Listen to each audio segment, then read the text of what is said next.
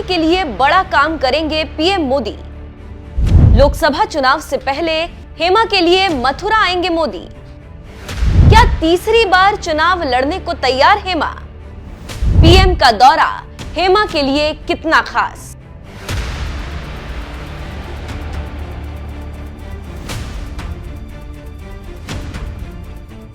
नमस्कार, मैं हूं दिबांजलि मोइत्रा।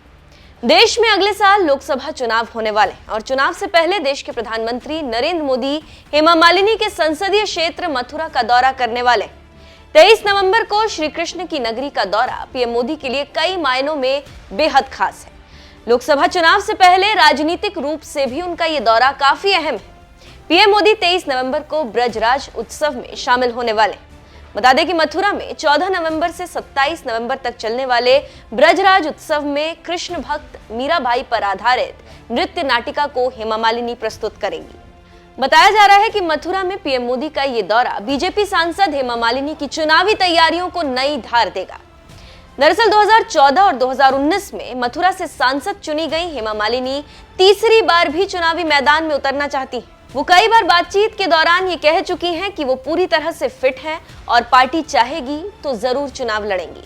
हालांकि उन्होंने ये भी कहा है कि वो चुनाव मथुरा से ही लड़ेंगी। अगर उन्हें कहीं और से चुनाव लड़ने का प्रस्ताव दिया गया तो वो चुनाव नहीं लड़ेंगी। हेमा मालिनी ने कहा था, मैं अगला चुनाव मथुरा से ही लड़ूंगी और अगर किसी अन्य सीट से लड़ने का प्रस्ताव आया तो वो स्वीकार नहीं है। अगर पार्टी मुझे चुनाव लड़ाना चाहेगी तो मुझे क्या दिक्कत हो सकती है, लेकिन इतना साफ है कि लड़ूंगी मथुरा से ही। बता दें कि हेमा मालिनी का जन्म 1948 में 16 अक्टूबर को हुआ था। इसी के साथ एक्ट्रेस अब 75 साल की हो गई। वहीं इस बार हेमा मालिनी के सामने बीजेपी के चुनाव में बनाए गए उम्र के नियम भी आड़े आ रहे हैं।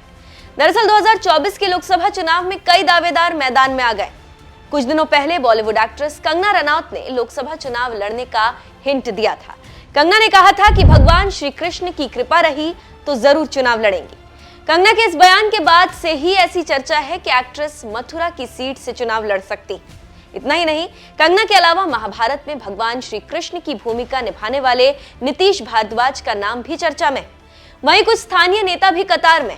ऐसे में पीएम मोदी का ये दौरा केवल हेमा के कार्यक्रम के लिए नहीं बल्कि उनके राजनीतिक करियर के लिए काफी अहम है। बता दें कि राजनीतिक खेमे में ऐसी चर्चा है कि 75 साल की हेमा इस कार्यक्रम के जरिए पीएम मोदी और पार्टी के अंदर अपनी मजबूत पकड़ भी दिखाना चाहती।